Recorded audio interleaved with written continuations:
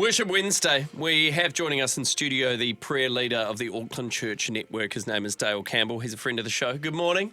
Morena korua. Good to see you guys. Morning, Dale. Thanks for taking time out to join us this morning, bro. Awesome. Now, I sent you a message yesterday, Dale, and I said, Dale, would you please come into the show and have a chat to us? And could you please speak on love for the lonely? Because it's Valentine's Day today. By the way, your wife works here at Rima. Get the married guy to talk about. Have you got something sorted for Valentine's Day? Are you doing something? Well, it just so happens that I've got a work dinner tonight, and we've just decided that counts as a Valentine's Day dinner as well. I like your style, your finesse, and your showmanship there. Ty's pretty practical. She's pretty practical with that kind of stuff. Yeah, nice. Happy Valentine's Day to you thank too, our friend. You too. It's probably on someone else's dollar as well. No, Hey, okay, so love for the lonely, Valentine's Day, a lot of people talking about love, relationships, all that kind of stuff, but not everybody is in love, not everybody is feeling love, not everybody is in a relationship. That's right. So it can be a hard day for some people. Yeah, and I love that you guys had that instinct, to think about the people that are not in relationships on a day that's all about, love and romance. Because it's not like our society doesn't just idolize and worship sex and romance and love, right? Pretty high pedestal for a lot of people. So good instincts. And the first memory that came into my mind when you asked me to talk on this topic was a talk I gave at an Easter camp a long time ago, many years ago. And it was about sort of broadly, sexuality, a bit of this, bit of that. And along the way in the talk, I kind of just mentioned that, it was also okay to be single and that we needed to really dignify and validate people as single people as fully human. And, I didn't linger too long, but afterwards, a lady, she was probably maybe 60 years old or something, single. She came up to me and she was in tears. And she said, thank you so much. That is the first time in my whole Christian life. She's been decades Christian. Yeah. She said, that's the first time anyone has ever validated me as a single person. And I had no idea what I'd just done, But we've got an issue. I mean, marriage is a wonderful thing. I love marriage. We've 18 years this year with Ty. Congrats. Marriage will make you and break you. In my case, it's probably done a little bit of both, thanks God, But honestly, so I'm all about marriage. I mean, and yes, family, marriage, it reflects the relationship between Christ and his bride, all that stuff. It brings order to society, family. I'm all for it. But man, we've also really got to do a better job of valuing single people. And that reminds me of Matthew 19, where the disciples came to Jesus with a question about marriage, and he gave kind of a hard conservative answer, faithfulness. And disciples were like, well, maybe it's better not to marry. And then in response to that question, he goes to the eunuch. He talks about eunuchs, and he heroes their faithfulness as non-sexual people, whose parts are not functioning, He says there's three types. There's people that were born that way, people who are made that way by others, and people who choose to live as eunuchs for the sake of the kingdom of God. Let anyone accept this who can. And so Jesus does something quite breathtaking. He validates these people who are living outside of this thing we call a relationship or marriage. And I think we've got to ask that question, who are the modern eunuchs that we need to dignify? So today there will be people who are not in a relationship. Maybe they want to be, maybe they don't want to be. But there is a beautiful, kingdom, valuable, dignified, Jesus-following path that these people can walk, and we need to value that. That's beautiful. Practically. Come on, practically. Our producer Tab is clapping in the background of the studio there. She's acknowledging that. And thank you for sharing those words there, Dale. But practically. But practically for Bjorn and I are in relationships, right? Yeah. And we acknowledge that there are people who will be lonely out there, which is, again, you acknowledge this is the reason why we brought you in this morning. So have we got a job to do how do we do that at a practical level? A few months back, last year, we were at a dinner, and the hosts that had invited us, this was a family inviting us around and other people. They also invited some single people and a lady that her husband had died, so she was single again later in life, and they invited them. And we had a little chat, and we just noted that it's important when you have social gatherings, don't just invite people like you. Jesus would extend that. Invite the blind and the maimed. You'll be rewarded. Don't just invite your friends when you have a feast.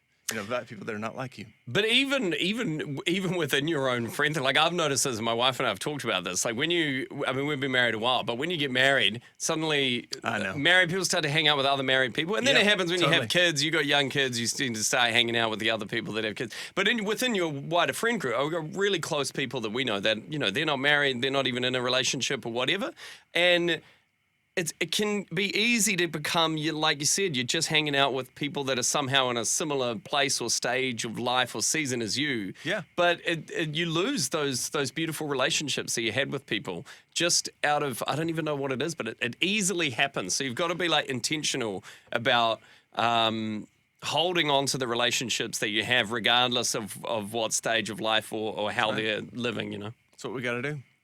Before we wrap up this little part of our chat with you this morning about love for the lonely, someone might be listening, plugging in right now, who may not be married, who may be choosing to be single right now, or who just may have not found love right now. Is there anything that you'd like to say to that person who's plugging in right now? Yeah, I think every single person, whether they are married, young, older, single, whatever, every person needs to, as their highest love relationship. And this is very countercultural teaching, very countercultural biblical message. We have to see God as the ultimate lover of our souls. And so every single one of us needs to lean in to that lover of our souls and make God our first love. And so that's something that I need, and so I invite others into. Amen, Dale. Yeah. Stick around. You're so good. We're going to switch gears and talk about something that's happening, actually kicks off today. Lent, Dale. Lent, absolutely. I love Lent. Really snuck up on me. Yesterday I went upstairs into our kitchen at work and there was people cooking pancakes and I was like, oh, pancakes, nice. And they were like, yeah, it's Shrove Tuesday. And I was like, oh, yeah. And they were like, Ash Wednesday tomorrow. I was like, you bet. See, I didn't grow up with, I'm familiar with them now, but I didn't grow up. I grew up in a Christian household and family, but we weren't familiar with the Christian calendar around Lent. And I only heard about this when I met my wife, who's Anglican. Yeah. Yeah, I absolutely love this stuff. Like, when you think about calendars, right, you've got, the January 1 to December 31st calendar, which is, shaped by the seasons, right? So we're kind of oriented, our lives are directed and shaped by this calendar that's based on natural rhythms, right? We also have, school calendars. So, if you're into school, you shape your life around educational cycles, okay? You have financial calendars. Your life is shaped by financial rhythms, okay? But then you have the gospel calendar. The calendar that shapes my life around the story of Jesus. And it starts with this period of waiting for the arrival of Jesus in Advent leading up to Christmas. And then you have ordinary time and different things. And then you climax in this period of Lent leading up to Easter and the death and resurrection of Christ. And I just think that's quite a cool concept. There's these secular, worldly calendars. Not that they're bad. God created seasons and rhythms and all that stuff. Education, money, it's all good. But to be shaped and directed by the timing and the calendar, the rhythms of the gospel, I think that's pretty cool. That's very cool. And so as I was making pancakes, Di texted me and says, you're on pancakes yesterday. I was, okay. And so I get home and I'm making pancakes and Tom's like, why are we having pancakes? I'm like, well, it's Shrove Tuesday. He's like, what's that? I was like, well, sit down, son. So let me take you through while you chomp on these. Yeah, I told him a little bit about that and how people kind of prepare themselves. Like Advent and Christmas is kind of cosmic. It's like the creator coming to creation, but Lent is kind of personal. It's like I'm following Jesus into the desert of temptation and on the journey to the cross. And it's like, I'm being shaped, and so I'm giving things up. Lots of people give things up, and so some people that the tradition goes back that people would get rid of, sweet foods and stuff and things in their house, and so they'd kind of the last day before Lent, Fat Tuesday or Shrove Tuesday. In New Orleans, they actually party it up and go to excess. There's drugs and alcohol and sex and all this stuff, but in a healthy sense, some people. By the way, not pancakes, recommended right? by Dale. Yeah, some people live it up before they try to follow Jesus. But the idea is that people kind of they get these extra ingredients and they use them up the day before for pancakes. Again, so with the giving it up, so a lot of people give stuff up over Lent. It's like the 40 days leading up to Easter, right? That's it. What's that for? Why do people give things up, and what's the purpose of it? Well, that there's some values. There's like discipleship and prayer and almsgiving and fasting. You know, it's like it's a prioritizing of my walk with Jesus. Like Jesus is the most fundamental thing I need. I don't need this other stuff, and I'm not just gonna do this in a way that's in my mind only. I'm actually gonna do something physically. Action. Yeah, it's actually got to be heaven down to earth, practical realities. Could I say the 3 pillars around Lent? Are they prayer, fasting, and charity? That's it. Giving? That's right? it. It could be quite intimidating talking to somebody about I'm okay with the prayer. Yeah. Charity, I'm okay with as well. Yeah. When it comes to the fasting, though, Yeah. might be a bit intimidating, one, to talk to people about the fasting, but also I find it challenging to do it myself. Totally. So give me some advice. Well, Help me out, man. I used to work for Deer Fund, and I still have a connection with them, do some theology work for them. So if you want to give, you could give to Deer Fund, or you find another charity and just do that. That's easy. Prayer, there's lots of tools and things you can do. Yeah. You know, we were having a chat off air about different things we might give up. You know, just it's sometimes it's good to talk to other people about what you could give up so that it's costly. You know, like it's not just some token thing, like it's something that you don't do anyways. But it's, you know, so I like to I'm giving up involve other international travel for the next 40 days. yeah, that's right. I'm giving up being famous because I'm not. Yeah. Absolutely. Well, Involve others. Listen, if you want to ask Dale some questions around Lent, and even what we spoke about earlier about love for the lonely, he's going to be sticking around for a little bit. So you can text something through if you want to. 8168, the keyword is life. Dale, just if anyone's listening and they're like a little bit intrigued by this Christian calendar you're talking about, the Lenten period, maybe they've never taken part or done anything with this before, you have put out a bit of a resource for people through the Auckland Church Network that can kind of guide them through this period. I'm so excited. Like it starts today. The first email's gone out. But for every day, it's called The Daily. AucklandChurchNetwork.nz. They can go sign up right now, and you'll get a short 3-minute video every day exploring different passages in Luke's gospel.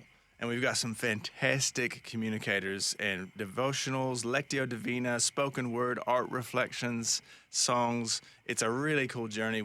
I've been in the studio the last few weeks here, bothering all your coworkers, recording this stuff. It's going out. I'm so excited, and I'd love for people to participate in that. Great. Once it's done, how can they get access to it? AucklandChurchNetwork.nz. You're amazing. You're a special man, Dale. So are you, Sella. Go have a great Valentine's Day. Okay. Go do something. Please, exactly. please do something. We will.